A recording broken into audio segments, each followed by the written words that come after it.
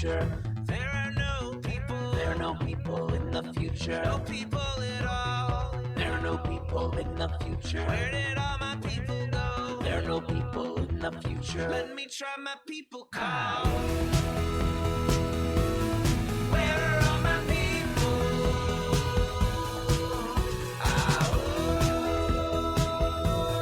Where are all my people?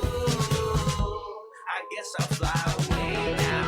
Hey everybody, welcome. Yes, indeed, it is Friday, October 1st. It's the spooky month. October 1st, 2021. Welcome to Raging Chicken's Out the Coop podcast. This is Kevin Mahoney, editor and founder of Raging Chicken. Each week, I talk to that vaccinated scare poster, Sean Kitchen, about the good, the bad, and the ugly in state and national politics. Yes, we are streaming live on our YouTube channel. Want to give a shout out to all those folks who are joining us live on YouTube right now. Hello, Emily. Saw your stuff in the comments. Welcome. And don't forget to smash that subscribe button, like the stream, and hit that bell so you know every time that we go live, and share it out with your friends, right? Share it out right now. Hit it up on those social medias that you got, on the Facebooks and the Twitters and the Twitches and wherever you're going to be. Yes. On today's show, well, progressives hold the line, at least for now, forcing Nancy Pelosi to postpone a vote on the $1 trillion Kyrsten Sinima, the Kyrsten Sinima promoted bipartisan, aka fossil fuel infrastructure bill. Right? They are going to be back in session today, so the fight is not over. But right now, they're holding the line, holding out for that $3.5 trillion infrastructure reconciliation bill that would fulfill the Biden Build Back Better agenda. Meanwhile, Joe Manchin says he won't support a reconciliation bill larger than $1.5 trillion. That is $2 trillion less than the compromise package and $4.5 trillion less than the original package. Yes, remember the $3.5 trillion package was the compromise. Well, some West Virginia kayactivists paddled up to Joe Manchin's yacht in D.C. Right? They asked him some better questions than the Beltway media did, and guess what? They got more from him than any of them did, or the cable news shows. Yeah, how about that? And writing into his newsletter, the Daily Poster, David Sirota reported Thursday that Joe Manchin had backed a huge bank bailout bill for Wall Street, back 13 years ago. That's almost to the day where he goes out and basically starts deriding people for having an entitlement mentality as a reason to kill the reconciliation bill. That one would help millions of people struggling to survive, as opposed to the freaking bankers. Crazy. Yes, and guess what happened then? Manchin got the bill passed, and then Wall Street execs decided to bankroll Manchin. Surprise, surprise. Now, Greta Thunberg chastised world leaders for their climate change blah, blah, blah over the last several decades, and she calls for immediate decisive action. I want to underscore that 10 times. Meanwhile, Fema is removing subsidies for flood insurance as claims are expected to rise significantly due to the effects of climate change. Insurance premiums are expected to rise 18% per year for at least the next 20 years, particularly in areas already prone to flooding. And 23 species have been removed from the endangered species list. But this is not good news. They are being removed because they have been declared extinct. Yes, in the last 50 years, the 50 years since the passage of the Endangered Species Act, until Wednesday's announcement, only 11 species had previously been removed from the list due to extinction. How about that? Deb Haaland, the Secretary of the Interior, says the specifics for each of the species varies demise, but the story arc is essentially the same. Humans are altering habitat in a significant way, and we couldn't or didn't do enough to change the trajectory before it was too late. Sound familiar? We're going to be one of those species pretty soon. Back in the day, there were... Oh, wait, I should say this. Are you ready for some serious snail mail? Yeah, beginning Friday, the U.S. Postal Service will start to, quote, implement new standards of service for first-class mail and periodicals that will slow its target delivery time down by about 30%. How about that? Yeah, that's according to USPS spokesperson Kim From. She was talking to NPR. Yeah, that's because, who's the head of the Postal Service? The Trump dude who wants to destroy the Postal Service so his own company will get the mail business. That guy. Remember the guy who's trying to slow everything down, destroying all the sorting machines so that our ballots wouldn't get to us in time? Remember that guy? Yeah, he's still the one there. Anyways, back in the day, there were the sewer socialists. Today, the sidewalk socialists. Yes, they are making the theoretical question about what it would mean to govern as a socialist into a very practical one.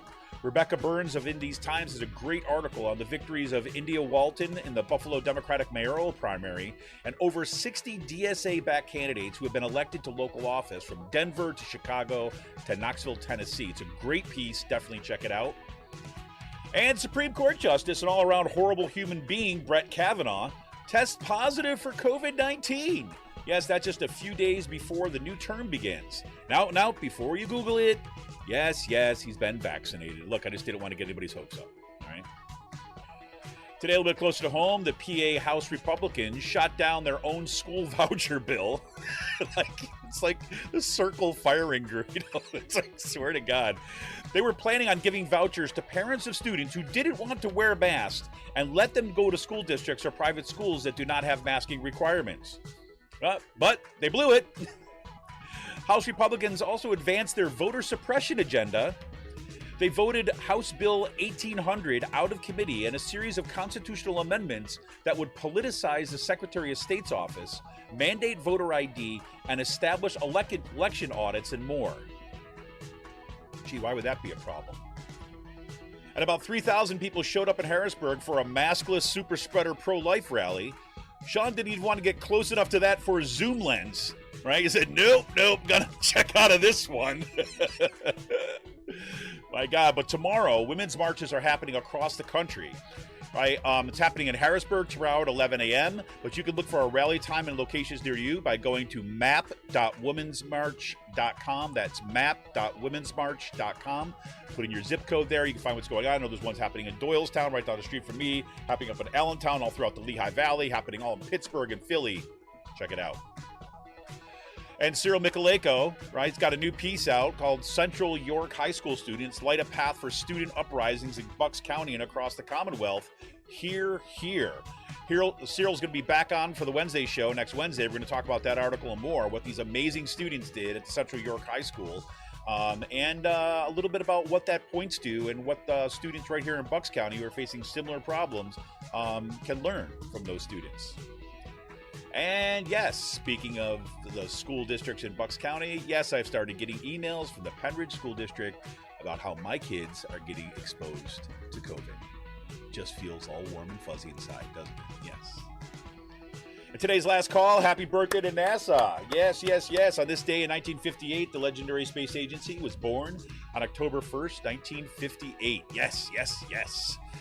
Right? According to space.com, quote, the space agency officially opened for business on this day. President Eisenhower had signed the National Aeronautics and Space Act into law 2 months earlier in response to the Soviet Union's launch of Sputnik. The U.S. didn't want to get left behind in the space race, so Congress created NASA as an organized effort to advance space research and technology. Happy birthday to NASA. And the FAA is investigating Jeff Bezos' Blue Origin about safety measures after an explosive letter published by a group of 21 employees blew the whistle on the company's move to cut safety corners, pressuring employees to work long hours, and in a rush to all try to gain government contracts to compete with SpaceX. And yeah, imagine that. Jeff Bezos forcing workers to work long hours, right? Understaffed, through exhaustion and cutting safety measures. Interesting that the Amazon executive would do that, huh?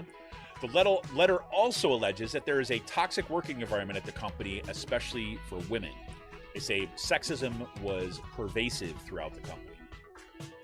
I want to remind you to tune in to The Rick Smith Show. That streams every night on YouTube, Twitter, and wherever you get your stream content. You can check out all his shows. Head on over to ricksmithshow.com. You can check out, he's on WBAI in New York, KPFK in Los Angeles, right? He's just, man, tearing it up over there at The Rick Smith Show. Congratulations to everyone there. And I hear that they got some good things coming too. Very, very excited. And don't forget, if you haven't already, you got to check out the Sisters of the Night Caucus podcast. You can find it on Anchor, Spotify, iTunes, wherever you get your podcast. The amazing PA women stirring the political cauldron behind this podcast rock the house. And they know where the bodies are buried. Spooky. Ooh, for Halloween month. Make sure to follow them also on Twitter at The Night Caucus. That's at The Night Caucus on Twitter.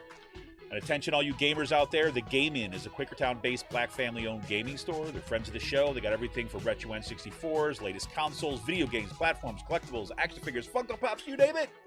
Right? And look, it's back to school. That means when your kids' report cards come in, they get an A on them. Head on over to The Game Inn, and they can get a discount for every A on their report card. You can check out them out on their Facebook page and follow them on Twitter at The Game Inn. That's with 2 N's. That's at The Game Inn on Twitter. Special shout out always goes to Jonathan Mann, who wrote our intro song, There Are No People in the Future. Check out all his great stuff on his YouTube page and follow him on Twitter at Songadayman with 2 N's at Songadayman on Twitter. And some programming notes. We've got some great shows coming up on Out to Coop Live. That's Out to Coop Live on Mondays. This coming Monday at 10/4, I welcome back Philly-based investigative journalist Jordan Hopkins. He's coming on to talk about his latest piece in Unicorn Riot called School Board Disruptions Escalate, funded by conservative dark money. It's a fantastic piece that gives us a framework that all the funding mechanisms that are kind of like leading into all these school board uprisings we're seeing across the country. And then on Monday, October 11th, that's 2 weeks from this Monday, a week from this Monday, I welcome Palisades School District Board candidates, Jamie Davis and Cindy Shane. Davis and Shane are running against 2 right-wing extremist candidates who are QAnon-friendly and who have injected division into the district and the community. I can't wait to talk to both of them. They're facing similar issues that we're facing here in the Penrith School District. Right, and as I said before, on this week's The Wednesday Show with Cyril Michaleko, he's back to talk about his latest column about Bucks County youth must rise up to defend education, looking at the lessons to be learned from the students out there at the Central York High School. Look, we want a progressive future. We need progressive media. Support Pull No Punches, homegrown progressive media today. Become a patron of Raging Chicken for as little as $5 a month. Just go to patreon.com/rcpress. We're here for the fight, but we need you, right? Become a patron for the price of a good beer once a month. Help keep the media in the movement and the movement in the media. Become a patron for as little as $5 a month by going to patreon.com/rcpress today. Sean, man, it's great to be talking to you. It'd be great to be in this chair today. I've been looking forward to it all week. How you doing? I'm doing excellent. How are you? Pretty good. I'm loving this weather. I'm going to start with some positive things here, right? I'm really loving this weather. It's getting me in the fall mood, I got to say.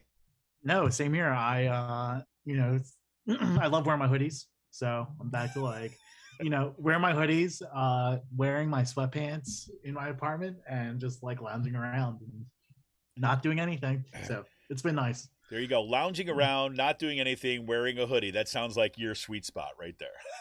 Yes. But no, I got a couple of really good hoodies from vacation over the summer, and like one of them was like $30, and it's like super soft and comfortable. So I'm enjoying that now. Nice. That's awesome. Well, man, it's always great to have some additional content for your lifestyle channel too, as well. So yes, that's exactly double bonus. Yeah. So Sean, I don't know what there is to say about the Manchin Sinima disaster that is going on in our national politics right now, other than like we're standing on the precipice of kind of like absolutely needed legislation if we were going to be able to stave off like the worst effects of climate change or not. Yeah, that also, like, if this goes down, the whole entire Biden presidency will go down with it. Like, it's that type of like monumental type legislation where I think that, like, I don't know. I mean, like, does Manchin and Sinema want to be remembered as the 2 Democrats who sunk like a needed presidency? Like, you know what I mean? After Trump. I think the answer for Sinema especially is yes. Right? Just because of like the headlines. Yes, just because she'll get a mention. Yep, exactly. It's what Emma Vigeland says in the Majority Report, right? She's like an attention seeker, and it's just about grabbing the spotlight and where we should get as much as she can get attention back on her. It's just astounding.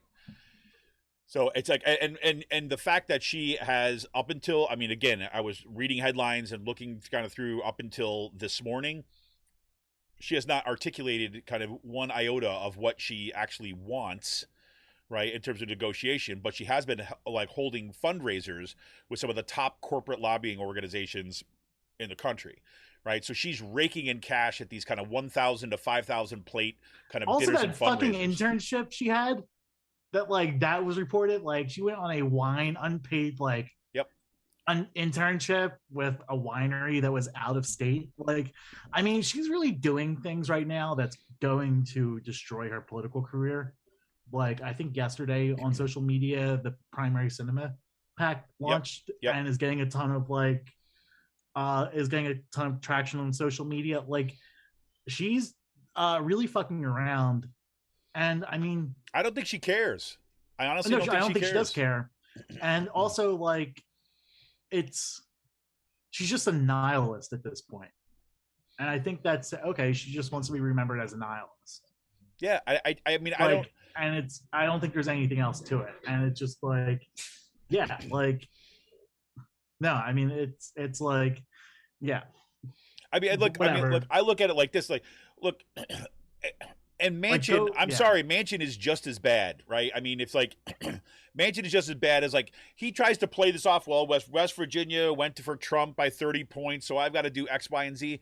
But you know what? I mean, Chris Hayes did a great piece on this last night, as I think it was on the Maddow show too as well. I was reading reporting in the Times. Polling in West Virginia. The polling in West Virginia, yeah, you look at the polling on this bill everywhere is fucking through the roof. It's fantastic.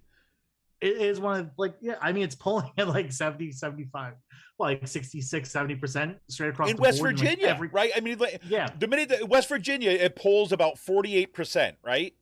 But then if you tell people how you're going to pay for it, you're going to pay for it by primarily taxing the rich and closing corporate loopholes.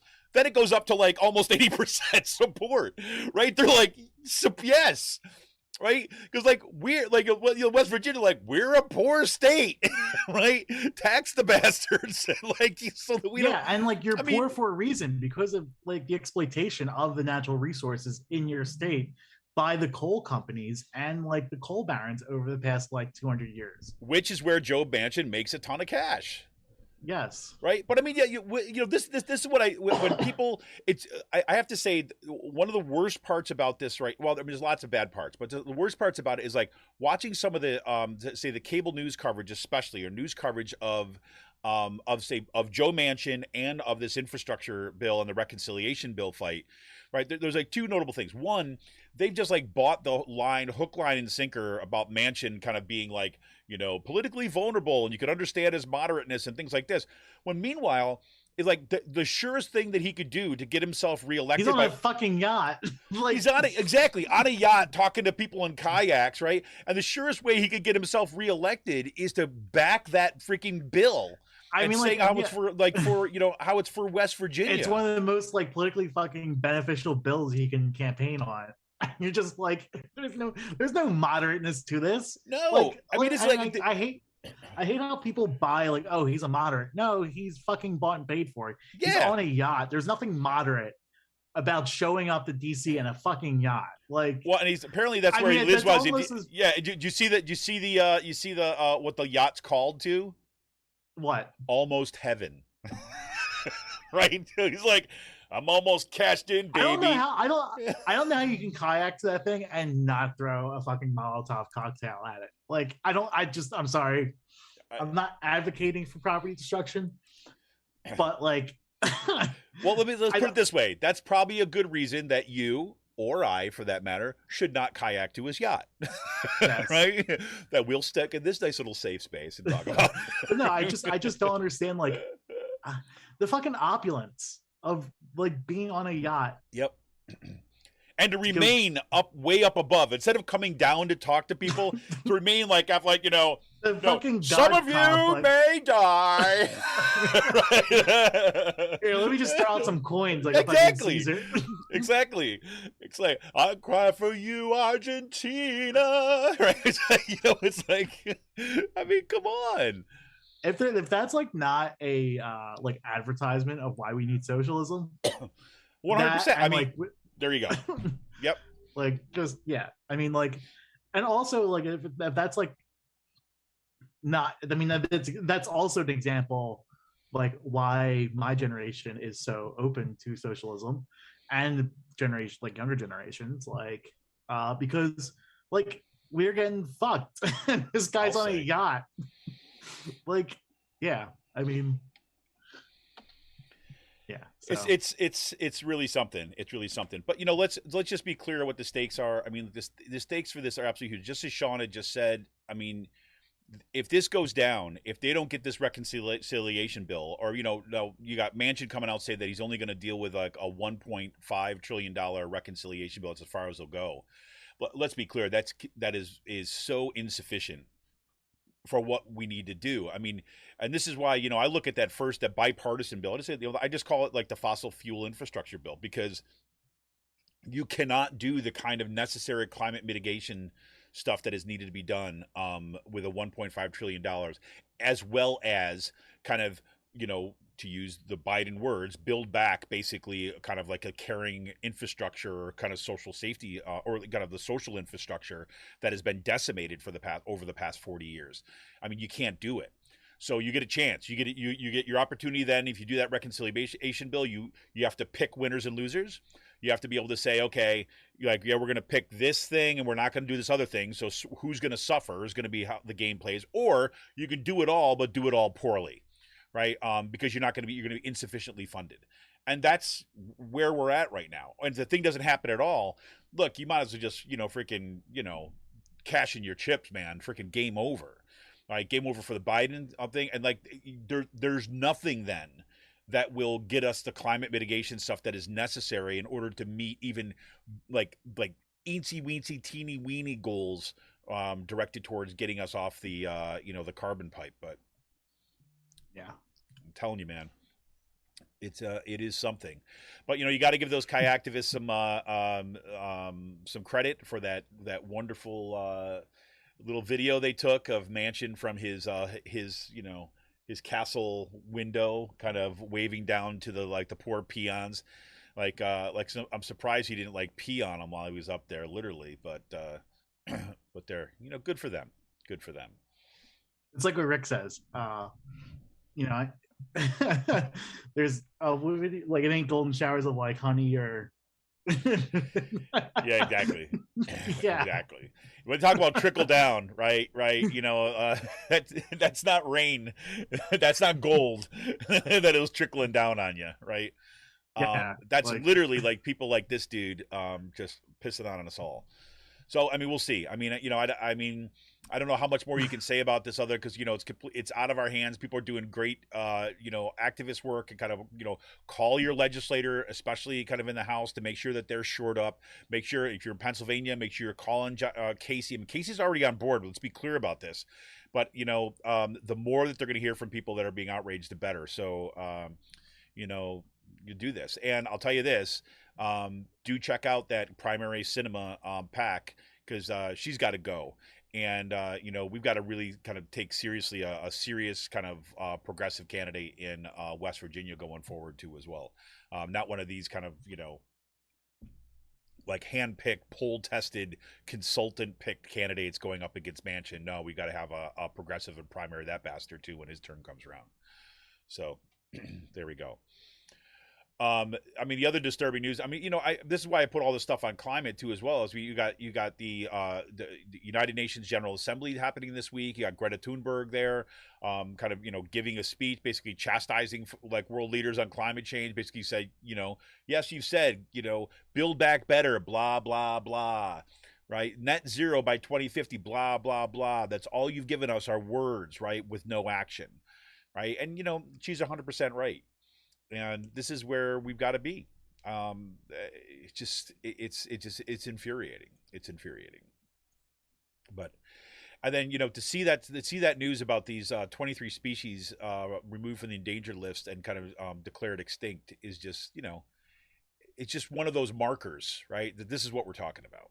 Yeah, I mean, like, and the thing about that is, I mean, I studied environmental science in college. We talked about like this type of stuff. I mean, like an extinction event for like a single species could actually be like a very swift thing. Yes. Like, and climate related. I don't think people realize, like, all you need is like one cold snap to in an area that doesn't really get cold, and you destroy a whole entire like species, a population of bugs, insects, birds, stuff like that. Yep. Like say like in this like for instance, a really good example of this is the Sonoran Desert. You have the cactuses down there, saguaro cactuses. Like if it gets below freezing for like an hour, they will die. So that's how you can tell like where a cold snap goes through. So like stuff like that. I mean, like you can wipe out a whole entire species population in a very short amount of time. Like Absolutely. with that type of stuff. I don't think people realize like how swift a species can go extinct in an area. Right. Yeah. Well, and you see, and I think the fact that we see 20, like the 50 years, the Endangered Species Act, you only had 11 species that were removed from the Endangered Species Act because of extinction, right? To see 23. I wonder like how much of that is just like not upkeeping the list because we don't want to admit. I'm sure there's some of have that gone extinct. I mean, which is still like, I'm not justifying, 22 species is still like a lot, but like, how much of that is just like previous, interior people who were bought out by fossil fuel interests. I mean, that's Department of Interior's main like job is natural resources. Like how many of them just like swept that shit underneath the rug, not cause concern with like local environment and stuff like that. Well, that's exactly what they say. I was reading some of the articles about this too, and a lot of some of the interviews with the with kind of like scientists and stuff who study this stuff. They said, look, Deb Haaland is now kind of ahead of the interior. She's the Interior Secretary, right? And she's got a point, and they actually they dug in, right, and kind of actually did a proper review of this stuff, right, and actually wanted the actual numbers, and this is the kind of stuff they found, and they were just you talk about an agency that has been gutted. You talk about protections for, say, wildlife, protections of ecosystems that has been just gutted, or like as you said, reversing the lead bullet bans and shit like that. Yeah. Like, yep. So, it's troubling stuff. It's troubling stuff. But, meanwhile, in other news, you've got the U.S. Postal Service is going to implement new service this is just standards. another infuriating fucking story. Like, how is DeJoy still in office? Like, I know, like, it is going to revolve around this, like, but the parliamentarian said, well, no, fuck the parliamentarian. like, it's the same thing with DeJoy. Like, oh, there's like one board governor. Okay, come up with a bill, stick it into a piece of legislation, like a budget bill. Expand the board of governors, put 2 more people on there, and fire them too. This is not a hard fix. It's not hard. This is a simple like legislative fix that Democrats can easily do. And Biden, it just seems like everyone's just like throwing their hand in the air, like, well, we can't do anything because the one guy won't do it. No, fucking use your power to change the control of the board and appoint your people. It really astounds me. It's just like that whole mentality. I just don't get it. I just don't get it. I mean, like it just shows you like Democrats are not a serious legislating party. It's like what Eric says. They're a parody. Yeah, it's like and it's you gotta. They're not a serious governing institution. No, and it's like look. I mean, you've. I mean, how much more like fucking bad news has to come out about the Postal Service and the destruction of it? And we're a year into the Biden presidency, and this dude's still in fucking office. He should have been gone like the first week. The fact that they started destroying sorting machines during a pandemic when you knew that there was going to be massive amounts of mail-in ballots, right? That alone should have got him fired on day one. Right? When you start messing around with the electoral system. But let's even say, you don't even need to say that he was doing it for Trump. You just say, you messed up with a foundation, a principle of our democracy. You put it at risk. Right? You don't even need to make claims or say that you were in cahoots with Trump. You say, no, you screwed up. Done. Right? That alone. Right? Or just the freaking, I mean, who gets to keep their job with that kind of like what do you call it? Conflict of interest, right? The guy, his business directly benefits when the postal service is having problems. I mean, that's just, I mean, it's so astounding to me. It's so astounding to me. I just can't even, I don't even know how you sit there with a straight face and go before like the cameras, like Jen Psaki, you know, that's to do when answering questions about, they'd be like, well, it's, you know, doesn't really have the power to, and Biden's like, well, it's, and then Democrats like give cover for it. I mean, just at the level of freaking self-respect, right? I mean, if you just think, just for points of contrast, and I'm not saying that we need to be like Republicans here, but I'm just saying, like, point of contrast, if the Republicans wanted somebody out of office, they'll fucking fire them. Or they would wage like the most brutal social media campaign or TV campaign about how horrible, and they would just be everywhere. Yeah. Right? They'd make up lies about it. This guy, I mean, they fired the parliamentarian. Totally. This guy, you don't need to make up lies. Right? You just like, this is what he did. Get rid of him. Like a basic accountability campaign could like sink.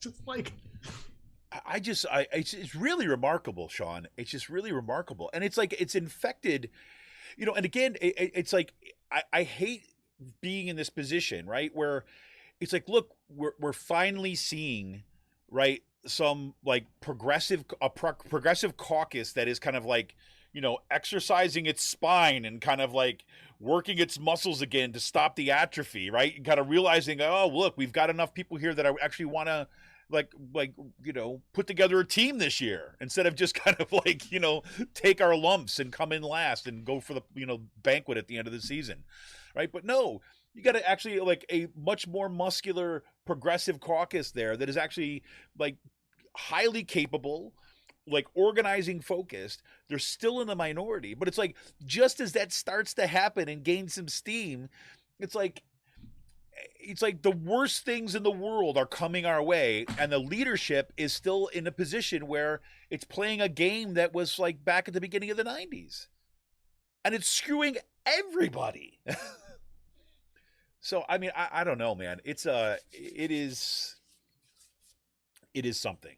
So I don't know, get your holiday cards out early. I don't know what to tell you. I mean, you know, you get that mail-in ballot, you better sure as hell make sure that heads out immediately.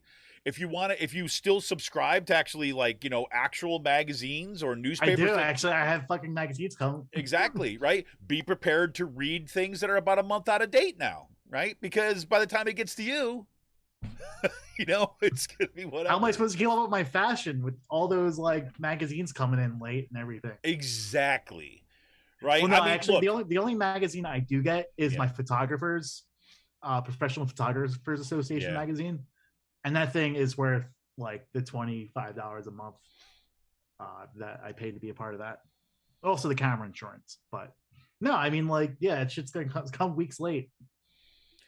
It's just crazy. It's just infuriating. It's infuriating, but yeah. So I do want to highlight this. I've reached out to Rebecca Burns of In These Times. She's got this great article looking at this the number of socialists, or at least primarily socialists, but also DSA backed candidates who have actually made it into office. And In These Times, and she's for In These Times, she interviewed like over 60 DSA backed candidates, and there's fascinating stories about they're in there. She does a little bit of the history of some of the sewer socialists, and for those of you who don't know, sewer socialists were the folks in Milwaukee, Wisconsin, and they were called sewer socialists because they were focusing on infrastructure and building different kinds of infrastructures in like around the town to make people's lives actually better on a daily basis, like trash collection, like making sure that the sewage system works, making sure that it was up to date. They built all these public parks, right? And they were there for quite some time. And Milwaukee for a period of time was like really a remarkable place right? Because of what these folks did, right? And then some of them called, they got a slur. Some call them sewer socialists, right? Because they took forever to do things, right? It took, we're focused on these projects that took a long time, and it was kind of like a very gradual thing. So they got a lot of flack from kind of from their left wing at the time, but they were working on some of that practical stuff, and now we're seeing that happen again. And what's interesting about one of the little details that I found really fascinating in this piece was that they get the name Sidewalk Socialist, right? I think it's the one from Somersville, Massachusetts, is where they picked that up. They're calling that themselves. Let me see if I pick that up. Well,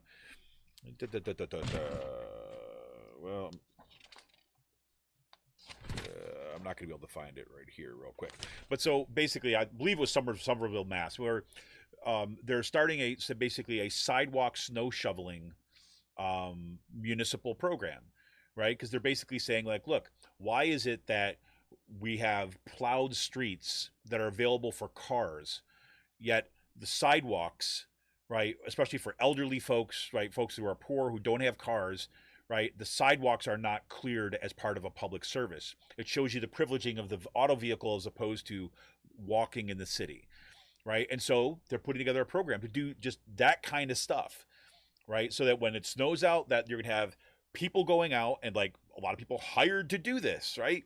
To go and make sure the sidewalks are cleared so elderly folks can make it to the corner store. People who need to get to their bus stop in order to go to work and make it there safely, right? I mean, it's just really fascinating. And again, I think also Burns does a great job in this piece about, not kind of overstating the case, right? She's really looking at this as from the perspective, like, what's happening here, and what's some of the history and the connection. What are people learning? You find out there's people out in Denver that are doing really cool projects that other folks at other municipalities are learning from. They in one case, it might have been the Denver case, where they or that might have been Somersville too, but they were looking for ways to make sure that tenants who were getting evicted under COVID had access to lawyers, because even though it was illegal to evict them, they did a whole bunch. The DSA, right, went out and did a whole bunch of data collection, and found out that those folks who did not have lawyers were still getting evicted because they didn't have any protections, right? So they were able to present this to the city council. They had DSA-backed candidates who had elected on city council. They brought that forward, and they looked into this, and they found that it's true. And meanwhile, the DSA members who were working with some of the socialists who were elected started attending all these hearings, like along with the tenants, to inform them of their rights and kind of be there to make sure that the process was followed, right? And then they started looking through the budget, right, and found out there was like this, like, I forget how it was, like tens of thousands of dollars that was being allocated to buying new, like, computer monitor screens for the police department, right? And they said, hey, we're going to take that line item. We're going to take it. We're not going to get new computer monitors for the police department. We're going to put it into this defense of tenant rights. I believe it was like $40,000. Just really smart stuff that's going on. And at the same time, putting it in context, like, look, no municipality is going to be able to enact socialism on its own, right? And they're very kind of clear about that.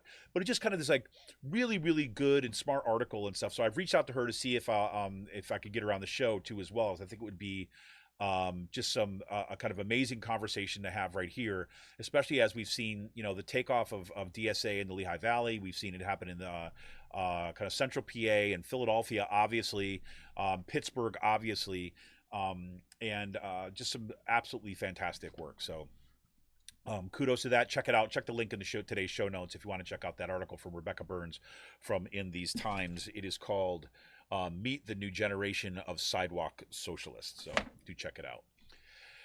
And as we kind of close this out here, yes, looks like the old scumbag Brett Kavanaugh, I mean, the Supreme Court justice, like scum Supreme Court justice, I just get them confused sometimes. Yeah, God works in mysterious ways. Yeah, it does work in mysterious ways. And, I just hope that Brett Kavanaugh, he was vaccinated, but he tested positive for COVID. So I'm sure the paste shipments are going to start coming in soon. Wouldn't you think, Sean?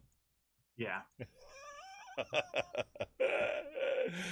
So, well, on the bright side of life, Brett Kavanaugh's hopefully he's gonna come out of that. He's not gonna, he'll survive COVID, and maybe that'll change his mind, right? Or at the very least, he'll be dewormed. So, that'll be good too. So, any other stuff you got on the national scope, Sean? No, not really. Just, All right. Well, we're going to keep things rolling today, folks, because it's that kind of day, and like I'm feeling like a little on the edge of hopelessness, so I'm just going to allow that to roll. There you go. Anyways, this is Kevin Mahoney, editor and founder of Raging Chicken. Want to remind you that you can help support this show. You can help support all the work that we're doing by heading on over to patreon.com/rcpress today. You can become a patron for as little as $5 a month. And look, and if you're out there, if you're listening to this show, if you listen to this show live on YouTube, like share the show out. Like share it as we're talking right now. Share it out. Post it to your social media accounts. Let people know about the show. If you're listening to this as part of the podcast, share it out with other folks, right? We've got a great crew of folks that has just been really kind of blasting our stuff out, blasting our shows when they're coming out, up on Twitter, on Facebook, right? And it's just been great to see. And I want to thank everybody who's been really has been out sharing the show, doing it. And also want to put a special, kind of note in for those folks who came on as new patrons over the past month, in the month of September. Thank you so much for hopping on the train and helping support this show. For now, this is Kevin Mahoney, editor and founder of Raging Chicken. We're going to come right back and see what's happening, around the block here in Pennsylvania. It's Kevin Mahoney, editor and founder of Raging Chicken. We will be right back, and I keep on hitting the button. Where are my people?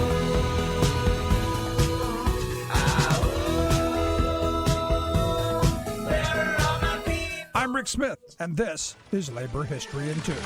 On this day in labor history, the year was 1851. That was the day that William Henry, a black cooper or barrel maker who went by the name of Jerry, was arrested in Syracuse, New York. He was first told that he was being arrested for theft, but then he learned that federal marshals had arrested him for violating the Fugitive Slave Act passed the year before. Jerry had escaped slavery in Missouri. The anti-slavery Liberty Party was holding its convention in a nearby church. When word came about Jerry's arrest, a crowd rushed to release him. Once released, he was quickly recaptured and returned to custody. But then a large crowd, numbering more than 2,000, gathered to free Jerry from the office where he was being held. According to research done by the Syracuse University Library, the first person into the office was J.M. Clapp, an ironworker likely chosen for his brawn. The crowd was able to free Jerry and hide him until he could escape into Canada.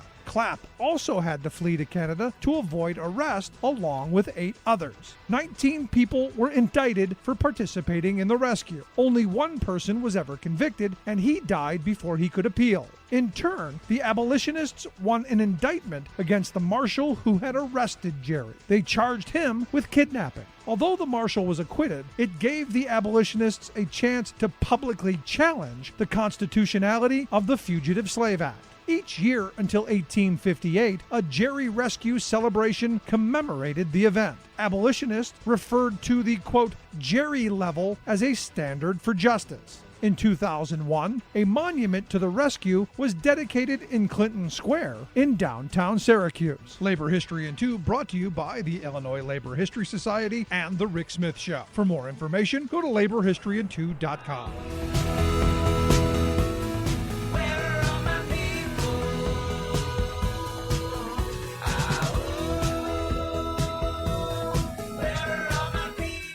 Welcome back. It's Kevin Mahoney, editor and founder of Raging Chicken Press, sitting right here once again with the Sean Kitchen himself. I gotta start calling him the Sean Kitchen. It just got to be as simple as that. So Sean, it seems like the House Republicans were doing their own kind of like special kind of dance this week, huh? Yeah, it looked like it was pretty fun.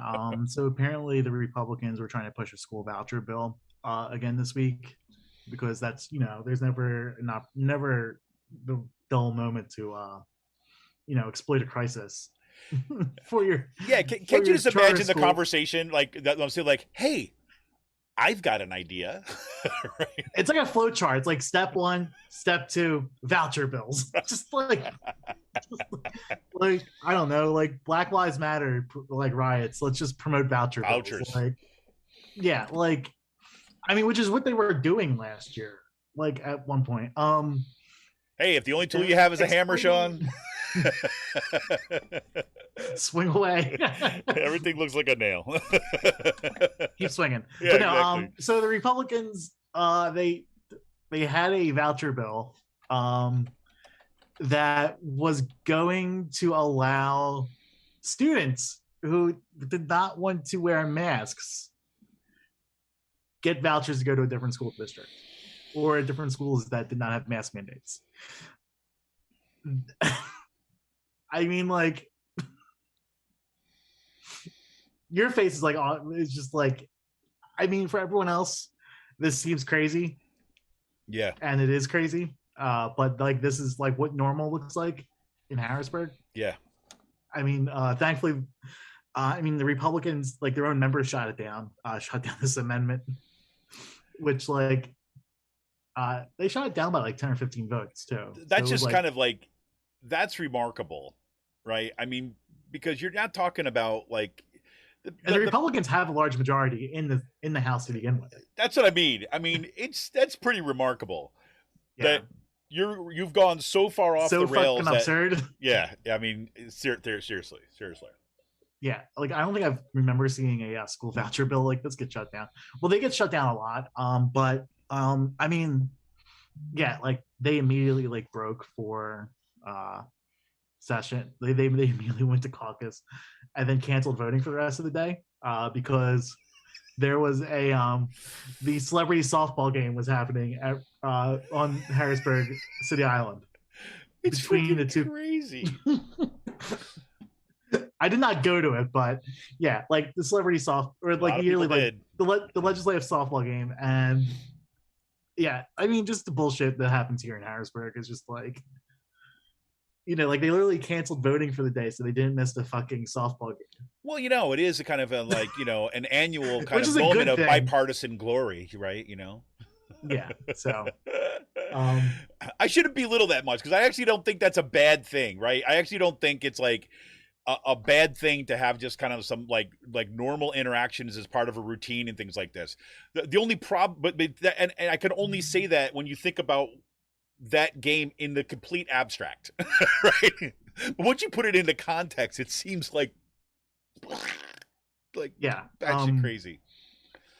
And then on Monday, so they're like that happened. And then on Monday, House Republicans and the State Government Committee voted out a bunch of voter suppression bills. 1800, which is a resurrection of House Bill 1300, which will veto and he's going to veto again. And then they sent out a bunch of like constitutional amendments, which is something like we have to watch because the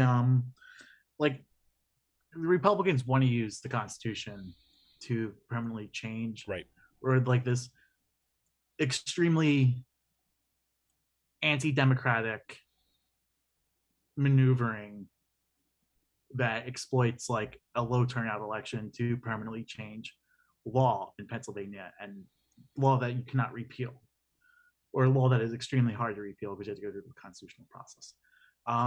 So Republicans want to do that they want to make the Secretary of State's office an elected row office, which is what Trump people want across the country. Right. So they can get, we shouldn't be politicizing the office that handles elections, not bad really idea. I mean, I don't know about you, but it just seems like just a bad idea. Especially in this time. They want to do a exactly. constitutional mandate for voter ID, establish election audits. I think some of the stuff like here will make your voter private, like your actual voting information public. Like your ballots will be public. Who you voted for would be public for people to see. Like, yeah. Yeah, this just gets back. You know what this is like, right? This is like, there's a reason why you have that, like the secret ballot and cameras are not allowed in like the voting booth. You're not supposed to take a picture of your own ballot and things like this. And I know some people do anyways, but whatever, or the voting stuff is because that's what the mob used to do. The mob used to sit there and they pay you to go in and to vote for a particular candidate, but you had to prove it, right? Or, I shouldn't say just that, not just pay you, right? But not break your kneecaps. Right? You got to prove you're going to vote for this person, and to prove it, you got to take a picture to show me that you actually did, as proof that you did what we said, right? And so that was a problem, right? This is like the mob mentality just like gone off the rails like everything else right now.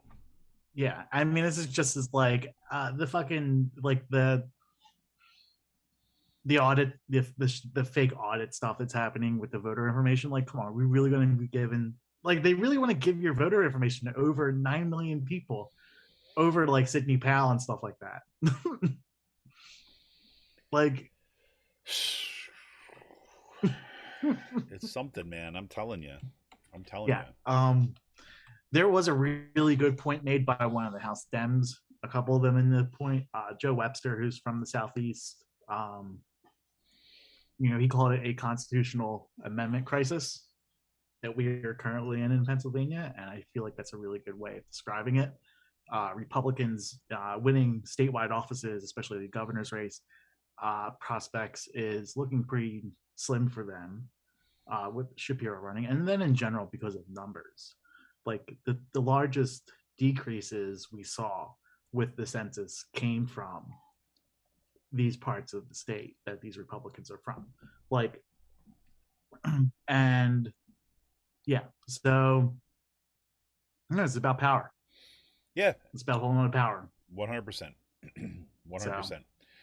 And this is I guess if there's any, and they will use like anti-democratic methods yes. of like exploiting a 10% voter turnout primary to do it, right, and call it the will of the people, right, when only like 10% of the electorate supported it, right. And I think that if there's one positive thing about this, I think that more so than at other points, like, people are actually paying attention to this stuff, and because it is kind of a coordinated national plan, right, that the patterns are kind of like available for anybody who's like gives a crap to see it. So that's that is a positive thing. So so people are able to organize it in a way or on a different way. But if you got super majorities like you do, almost not quite, but if you got like overwhelming majorities in state legislators like you do here in Pennsylvania, paying attention, okay, that's great. But if you don't have the votes, right, you don't have any recourse, they can pass this stuff, and then now we're in a whole different world of hurt. So yeah, and they're probably going to want to pass as many things as possible because of the new maps that are going to be coming up in 2022. Like, pass stuff, try to get the maps delayed till 2024, and then get all these amendments lined up. Yeah, and if you could kind of like, and then have new maps, and then go into your new maps in a presidential election year where you may lose your majority because of how those districts are going to be. Yeah, that's the game plan now. Right, exactly. I was going to say, like, and in the meantime, so their job right now is basically, to neuter as much of the state apparatus as possible that makes it impossible for. And they want to take power away from the governor. Right. Because they know that they will not be winning the governor's race. Like, the only meaningful thing that they did in Harrisburg this week was extend like Governor Wolf's emergency orders around emergency business waivers and stuff regarding Hurricane Ida. Mm-hmm. Like 95% what he asked for, he got. Like, that's the only meaningful thing they did this week. So, well, I guess cheers for that. Let's do it. Well, I'm glad they did that, especially since you had a little super spreader event happen out there in Harrisburg this past week, right? Yes. Like 3,000 people showed up for the pro-life rally, anti-abortion rally, forced birth rally, you name it. Yeah. I saw the spokesperson for the Catholic conference while we were sitting on Roxbury's deck, and he walked by and I asked him why he hates women so much and when's he going to hold like the women's rights rallies with like Malcolm Kenyatta and Rep Madden there. He got so fucking pissed. That's awesome. Just like, no, fuck these people though. That's pretty much like what I think about like the Catholic conference, and especially like this group of people. They had a fucking stage set up in the middle of State Street, and their holding pen was the offices of the Commonwealth Foundation. There you go. Like their fucking cattle chute from the stage like went right into the Commonwealth Foundation's front doors.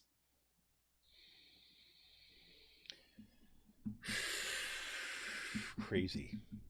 Yeah. So there are 3,000 people there for that.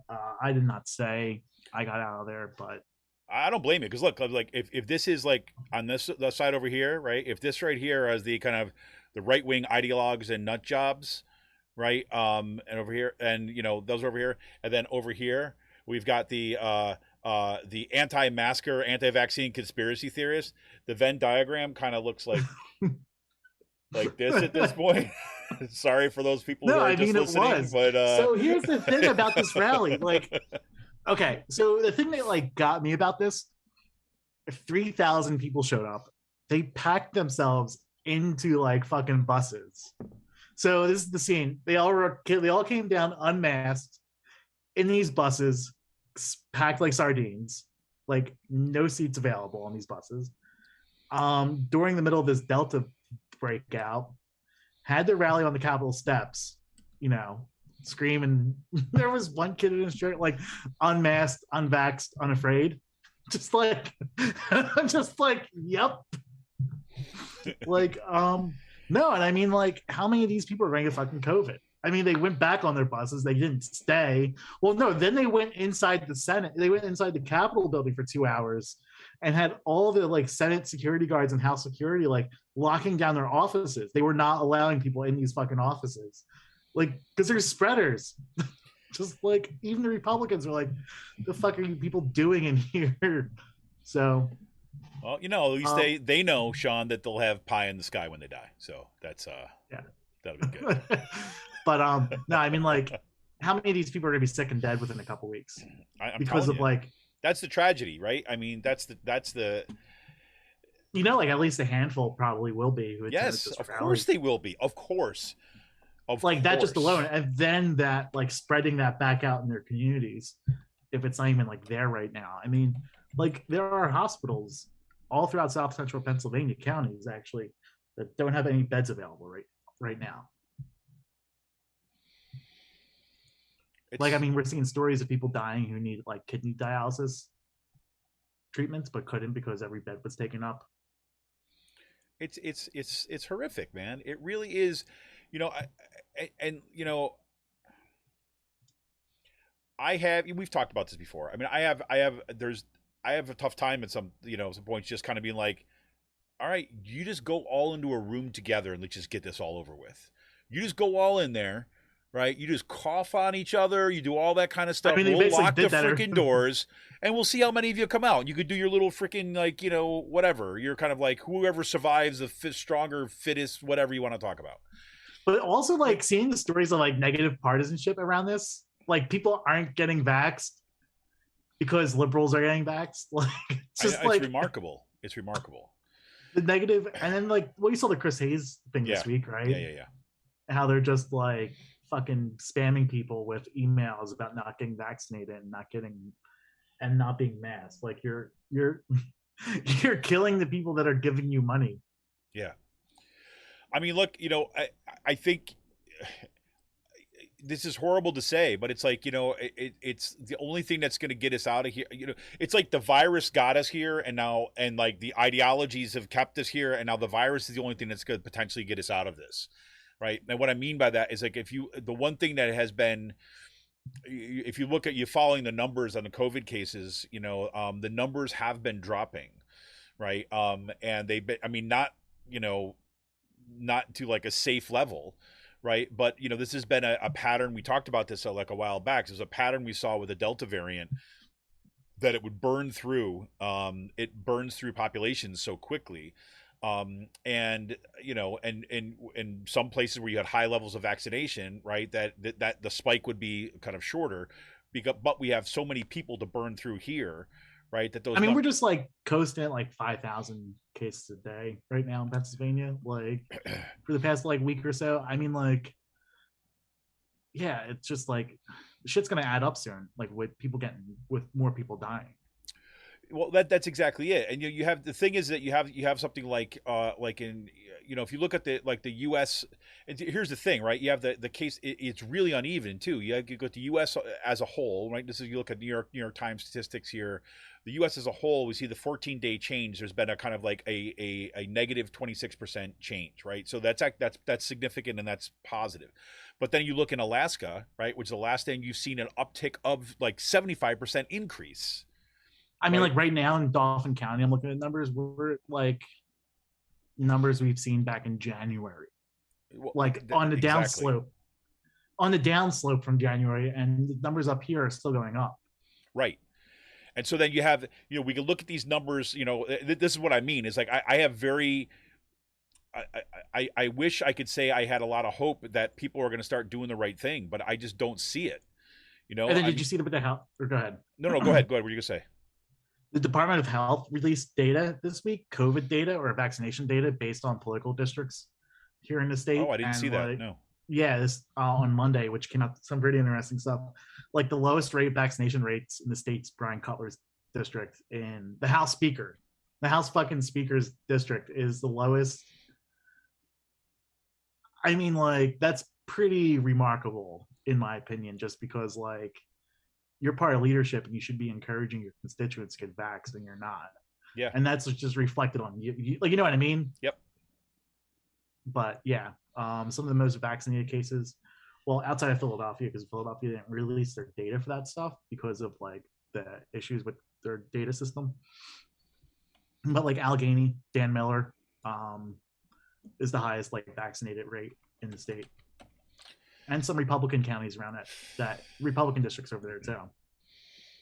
It's tough, man. Well, I tell you, it is. I look, as a parent, right, who's like, in a school district that is basically, ruled by the very same nut jobs you're talking about, right? I mean, that we're really off the rails here.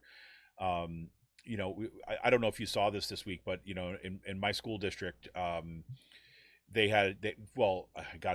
could spend a lot of time on this, but probably Cyril and I'll probably dig into this a little bit next week. And we're also going to talk more about the school district stuff on Monday when I'm talking to Jordan Hopkins about some of the money behind the school district, what's happening in the school districts. But the school board meeting in the Penridge School District this past week was just kind of, once again, off the rails. I mean, and one of the biggest problems you have the right wing and the ideologues and the anti-vaxxers and the kind of anti-critical race theories. They're well organized and people are providing them with scripts, right? So you watch the school board meetings and they're coming up with these long documents, and they've organized it so that they've got a range of messages. They're not just repeating each other. They're building a case and building on this and getting stuff on the record. And so parents who are organizing for common sense and like educating your kids for the real world are starting to get organized too as well. But it's that gap. But one of the things that they did is the Penridge School Board, for example, just amended its policies this past week, right? Now, I'll read you, this came out in the Doylestown Patch, but this is what we're dealing with. So the Penridge School Board made several changes to its policies on Monday night to loosen the district's immunization requirements and give itself the authority to ignore and overrule public health orders. The Penridge School District will now grant exemptions to immunization mandates for parents who object to their children being vaccinated for moral reasons, right? The board also amended the wording of its policy on immunizations and communicable diseases by saying the district will now consider the orders from state and local public health officials instead of requiring that those orders be followed by all students, parents, and staff members. That's what's happening on the ground. Right. And the reason why they did that little change, if you remember in Governor Wolf's mask mandate that he put out, there's a clause in there that basically says school districts need to follow their existing policies for this. So what you're having is the Penridge School District and they're not the only one that's doing this. They're changing their policies to basically look for loopholes to go around any kind of state or county mandates. And so, so now my kids go to this school.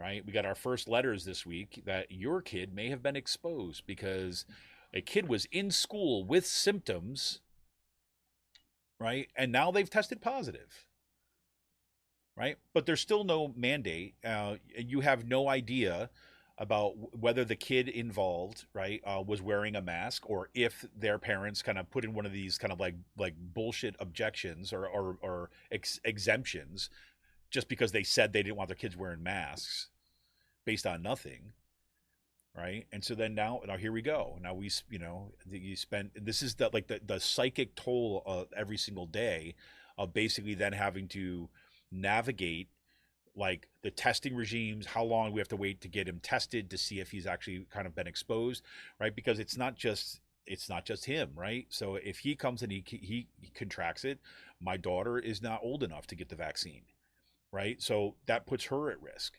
right? My wife works in kind of like, with older folks, right? It could put them at risk, right? And all that goes on in the community. So it's like that's kind of what we're seeing around the state. And as these cases burn through, it's like you got to wonder, it's just what are we gonna end up with in the end? I mean, how many people are going to needlessly lose their lives, right, or end up with long-term disabilities as a result of this, because people are just being freaking insane right now. Not, I shouldn't say people in general, but these people, right? And the other thing I would say about it too, as well, is that the sad part, the other sad part about it is that the majority of people are actually doing the right thing, right? I mean, that's the one thing that I have people. Thank God I have people in my life reminding me that all the time, because it's I guess I have a little bit of a reputation of going down the dark path, like the cloud path, and just remind that, look, most people are doing the right thing. Most people are masking. But I also know that varies greatly by where you are. Like, so for example, on my way home from work, I stop like once every couple of weeks or something like this. I'll stop at the Wegmans in Allentown, right? Because it's kind of on my way home. Gives me a quick jump in, kind of do a little shopping on the way home, to do that, and so that's good. And I go into that Wegmans, and everybody's got their mask on. There's a few people here and there who don't, right? But everyone's got the mask on. Then I come down here in Percy and I go to the local Giant, right? Maybe if it's a regular kind of busy time, maybe a couple other people have their masks on, right? That's what we got. So I don't know, man. We're going to be in for it. I mean, it's like that's what these people have wanted from the beginning. They've wanted to let the virus run its course and burn through and cull the herd. Right. And it looks like they're getting their way in a lot of parts of the country right now. So crazy, man. Glad you're having fun. Yeah, I'm looking. So the House Democratic Policy Committee made a video from the crocodile video that I showed earlier. Yeah, that is like by the way, everybody, that was one of the reasons for our little delay at the beginning thing today. Is that we're watching a freaking crocodile video. So, I had some tech issues that I had to work out, but then Sean's like, "Oh, did you see the crocodile video?" I'm like, "No." I'm like, "Oh." So like they made the video of like them putting the PA House Dems logos over the guy who put the crocodile in the trash, and the crocodile has GOP election tampering caption underneath of it. There you go. Nice. Impact fine. So Nice. Well, hey, listen. In good news, at least, we've got tomorrow around the country and right here in Pennsylvania. There's going to be the women's marches in defense of women's reproductive rights and control over their own bodies. I know that out in Harrisburg, you said like 11 o'clock in Harrisburg is the march. We got some big speakers. Oh yeah, out here. Mm-hmm. Attorney General Josh Shapiro is going to be speaking. Sarah Hammond is going to be speaking. She works at the AFL-CIO. Lou Kirkland, who ran for city council a couple years ago, she's going to be speaking. Yeah, it's going to be a big event. We'll see how many people show up, but no, this is definitely going to be an issue for the 2022 election. I think it's a winning issue for Democrats if they get out in front early on it. And they're not afraid of it. Access to reproductive rights in Pennsylvania polls very high in the state. And we don't have the caucus of we made even like 10 years ago, 5 years ago, you had like 20 Democrats who would always vote for, who were anti-choice. I think that number's down to like a few, with a bunch of the old white dudes retiring or getting voted out by like, having Sarah and Summer and Fiedler, Emily Kincaid and others in office. So yep. No, excellent. So, I mean, if you can, if you get out there, wear your mask, get out there. It's outside and things like this. And I think that people be relative, pretty conscientious here. If you're up in the kind of Lehigh Valley area, and the Bethlehem, they've got their rally starts at 10 a.m. It's meeting at the Bethlehem City Hall Plaza. We've got another one down in Hilltown, kind of right down the road from me. That is Creamery Road in Hilltown at 2 p.m. on Saturday, the 2nd. You can look at, we can just go down the list if we wanted to in Doylestown, right? It's also at 2 p.m. on Saturday. That's going to meet at the old Bucks County Courthouse on 55 East Court Street in Doylestown. If you're out in the Reading area by Kutztown, 10 a.m. on Saturday, it's going to meet at the Reading City Park. But you can just head on over to map.womensmarch.com. You put in your zip code, you put in your, kind of your area or the city where you live, and it'll give you a list of stuff that's going around. So get out there and kind of support this, because I think you're right, Sean. I think this is 100% an issue that's got to be front and center moving forward, especially as we see the full assault on Roe v. Wade. That has just only, I believe, just begun. So I think we're starting to see that now. Like, we really have to work on sinking Republicans and use like what Gavin Newsom did in the recall effort to sink Larry Elder.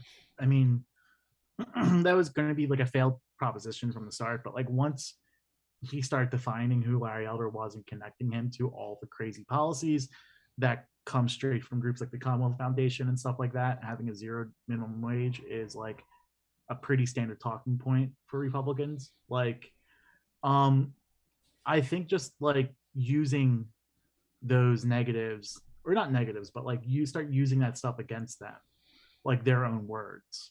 Yeah. I know. I mean, like, untying them to Texas. I mean, we see Democrats doing that now. You're going to have a lot of campaigns like they're going to be saying we're not going to be like Texas.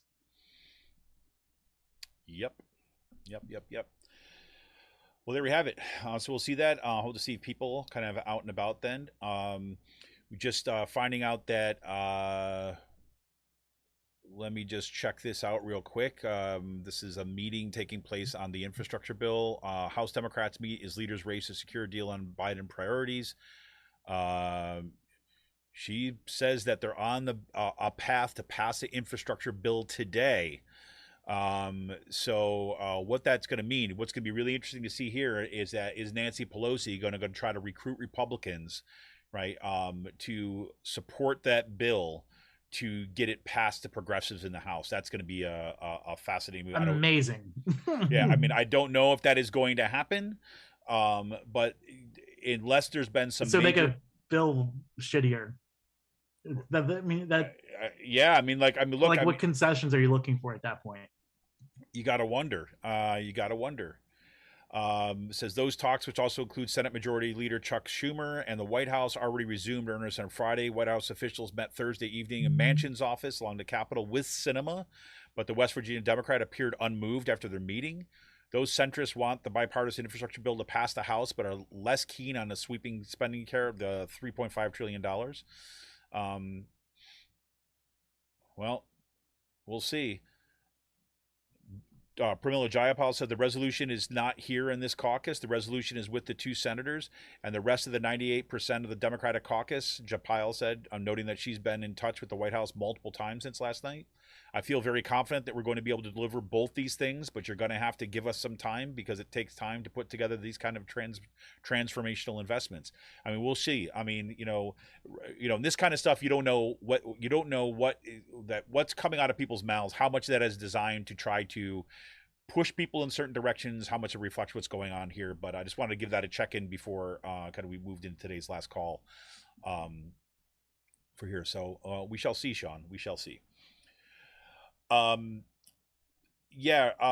real quick, yes, definitely tune in, folks, on for the Wednesday show with Cyril Michaleko. On next Wednesday, we're going to talk about what happened in York Central High School, or Central York High School, then beating back the kind of attempts to ban a bunch of books.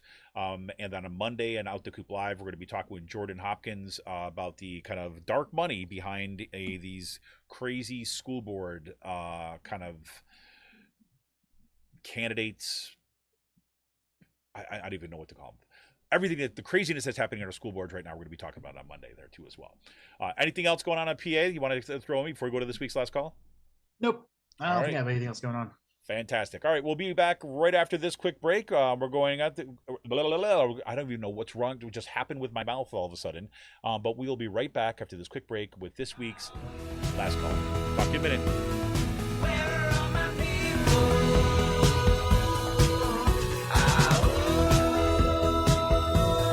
Where are my people?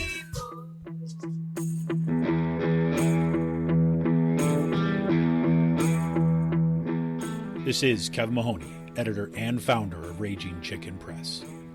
For the past 7 years, Raging Chicken Press has brought pull-no-punches, progressive reporting and commentary to the interwebs. Our long-form investigative pieces, stories that no access journalist wants to touch, or rollicking weekly podcasts strive to advance progressive movements and perspectives rooted in the struggles happening across the country or down the street. We've broken national stories and caused our share of discomfort in the halls of power. If we want a progressive future, we need progressive media. And you can help support Pull No Punches, homegrown progressive media today. Become a member of Raging Chicken Press for as little as $5 a month. Simply go to patreon.com/rcpress and choose your membership level. We need to make sure to keep the movement in the media and the media in the movement. Best way you can do that is to become a member of Raging Chicken today by going to patreon.com/rcpress. Thank you for your energy, your encouragement, and your support. Keep up the fight.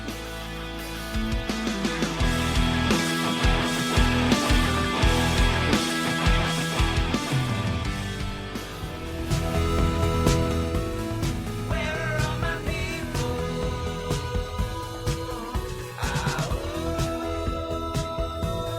Where are my people? Welcome back. This is Kevin Mahoney, editor and founder of Raging Chicken, here once again with Sean Kitchen for this week's Last Call. Yes, indeed, everybody. We talk Space Nose. Sometimes we talk beer. Sometimes we talk about plans of going for the weekend. Sometimes we talk TV, what goes on here. I just want to give a shout out at the top of the show to happy birthday to NASA once again, right? On this day, went officially kind of got off the ground on this day in 1958 after everyone freaked out after the Soviet Union launched Sputnik.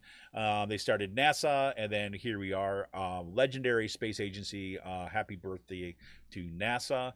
And I do not feel bad for Jeff Bezos today, as the FAA is basically looking into, the whole idea that he's applying his the principles of Amazon of abusing workers and not giving a crap about anything other than kind of being the top dog ahead of his penis rocket.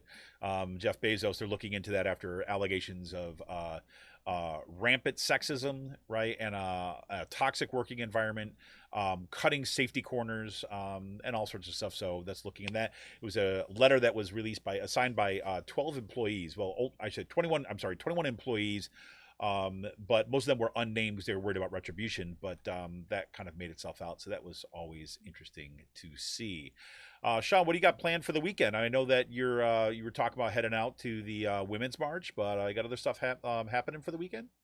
They're not really getting coffee. I bought a chicken over the weekend, so I'm going to be roasting a chicken tomorrow night. So I'm looking forward to that. Nice. Yeah, and some fall food. Yeah. I think I'm making a stew. Yeah, it's nice and cool where I can use my oven again and stand over the stove. So yeah, I've been cooking more lately. Yeah, that's good. I'm gonna make a Guinness beef stew this weekend, which I just feels appropriate for the time. So that'll be pretty cool. And I'm gonna be doing some more yard work this weekend. That's pretty much all I'm gonna be doing. So from that, maybe doing a little brushing up on my D&D too as well. I got to start still digging into that. So. Nice. Oh, I went to the Portugal the Man concert last week. Was awesome. Oh yeah. I'm glad you brought it up. I was going to ask you, but then I forgot. Yeah. No, it was great. I ate 275 milligram gummies beforehand. And I was not expecting the lights and the sound. It just hit me all at once in like a sensory overload. So I mean, So like, it it sounds literally like felt it wasn't exactly the positive experience that I was hoping for. No, it was a good experience. It almost like felt like I was on an acid trip at that point. Oh my god! Oh my god! No, it was a great show.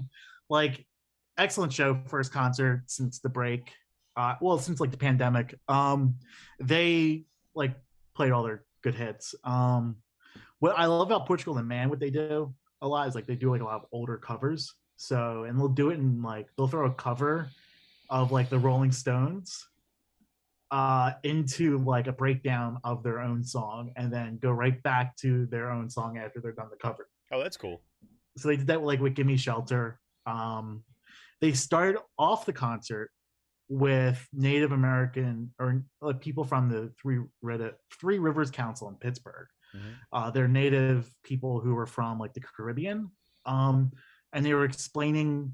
And what Portugal Man does, they've started doing is like they're getting a lot of like Native people to explain the history before their concerts. So they spent like 5 minutes talking about, you know, like how the whites pretty much came into this area and committed genocide on the Susquehannocks and Conestoga tribes, like, which is like a history like we're not taught. Yep. We're not really like memorial. Like like here in Pennsylvania, I remember like having a conversation with someone about that.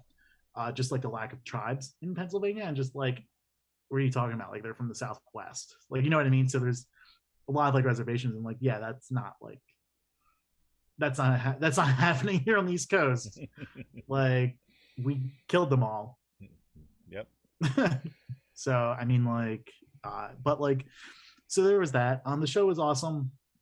The singer's wife or girlfriend was on the always tours with him, and she does backup vocals, and she was singing Nirvana "Smells Like Teen Spirit" cover, which was awesome. That's awesome. Yeah, they came in doing they started off by playing "From Whom the Bell Tolls" from Metallica for like 3 minutes, and then just like went into like their own music. So it was just awesome. It was obnoxious at that point, but I mean, like, there's a band I seen, they played for like 90 minutes straight through. They don't talk to the crowd at all, so it was a fucking great time. Nice, man. That's fantastic. That is fantastic. And so while you're doing that, I went apple picking, which was good. Nice. Yeah, nice. We got 3 like huge bags of like. Where do you go? So there's this place up in Quakertown, outside. It's actually in Coopersburg. Okay. I'm gonna forget the name of it because we've gone to Soulberry, because I know that you're a big fan of Soulberry Orchards. I always remember it used to be like, yeah, I went up there, I drove there, and I got these berries. These berries are just so amazing. There's no like, I remember like you see. Oh, we would get like Soulberry's. That's the one up past Doylestown, right? Yep. Yeah. No, I know my parents would go up there for apple picking too. Yeah, they have great stuff. What's nice about this one, let me see if I can find it. I should give them a shout out, because it's a really kind of cool place. It is, let me see, no, Cooper's, that's the wrong one. Sorry. Hold on just a second. But we've gone there now for a few years, because it's a small kind of family owned one, and it's rarely crowded. You know, it's down to people. It's still like in like a field and stuff. They don't have like a big carnival or anything like that around it. PA apple picking. It's like Hamilton Family Orchards, I think is what it is. Let me see if that's right. Pick your own. It's not gonna give it to me. I believe it's called Hamilton Family Orchards. Yeah, something like that. But if you look it up, it's in. Yeah, I'm not gonna be able to find it.